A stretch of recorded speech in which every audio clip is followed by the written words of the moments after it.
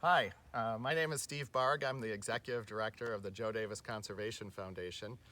And I'm here with our first episode, our first in a series called Notes from the Field.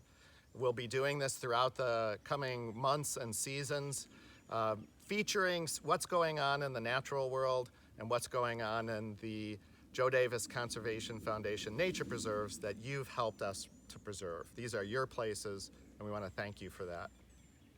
We're here at Schirmeyer Teaching Forest, and what we're going to focus on in this episode is the coming of the woodland wildflower season. It's just getting started. It's May 1st, and through the month of May, you'll see a spectacular array and diversity of blooming wildflowers. We're going to teach you just 5 today to kind of get you started. Hopefully this will hook you to learn more. We're going to start with the one species that you see that's sort of dominating the forest floor here, and that's the mayapple. You can see they've pushed up through the leaf litter, and one of the things you want to look for is a stem that has 2 sets of leaves, and then in the middle of that stem is the blossom. That'll open up. Right now it's just a bloom. It'll open up into a white blossom. That blossom will turn into a green looking apple, like a crab apple, hence the name May when they come up and bloom, and apple, mayapple. All right, so you already know one species. Here's another, one of my favorites. This one is called Jack in the Pulpit, 3 leaves and 2 sets of those 3 leaves. And then the flower, again, is right in the middle, sort of like the mayapple, but a way different looking flower. In fact, a strange looking flower. That's Jack sitting right in the pulpit. And the pulpit kind of hangs over. Jack in the Pulpit. We're going to look at wild geranium. Now, Schirmeyer Forest here, one of the best places to see wild geraniums. This is just going to be a wash with purple in a day or two, or a week or two. Here's the blossoms. So they'll have multiple blossoms on this geranium looking leaf. It is a geranium, and that's really covering the forest floor around here. One of my favorite wildflowers to see in the spring, and you'll see it coming in the next couple weeks.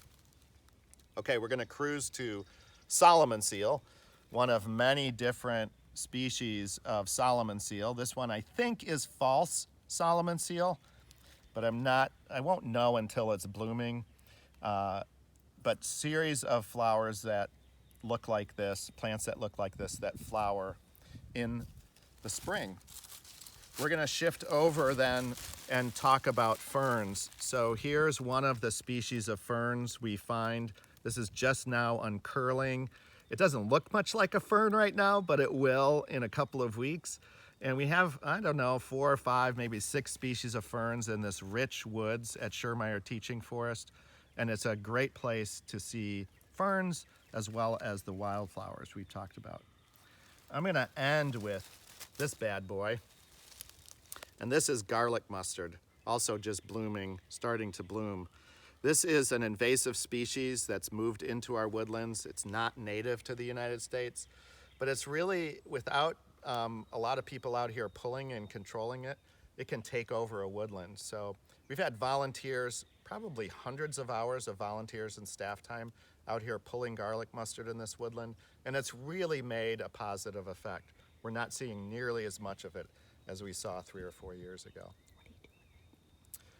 When you pick this garlic mustard, I should have picked the root, number 1, it kind of popped off. You want to dispose of it in a garbage bag and throw it away. Do not set it down on the trail or in the woods. It will resprout. It's a very hardy plant. Get rid of it. It's a bad thing. All right, we're going to end just really quickly with panning up to the top of the forest canopy, because the other thing that's going to happen this month is billions, literally billions of birds migrating from Central and South America. Beautiful, brilliantly colored birds, warblers and vireos and scarlet tanagers. They're coming too. And they come right when the oaks are leafing out. And they're eating all the insects that are attracted to those young oak leaves.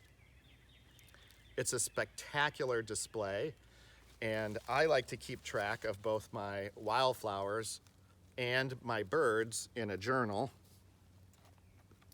I'm just going to open it up so you can see my 2020 yard list here. So this is my backyard bird list, and I've got about 50 species. This second page is going to fill up in the month of May. I'll add 35 to 40 species of all this migrating mass of bird species coming through. Billions of birds, dozens and dozens of different species. So it's about to be a nature party here on the woodland floor and up in the woodland canopy. I encourage you to come out to Schiermeier Teaching Forest or any of the nature preserves that are open in our area. That ends our first episode of Nature Notes from the Field. See you out in the field.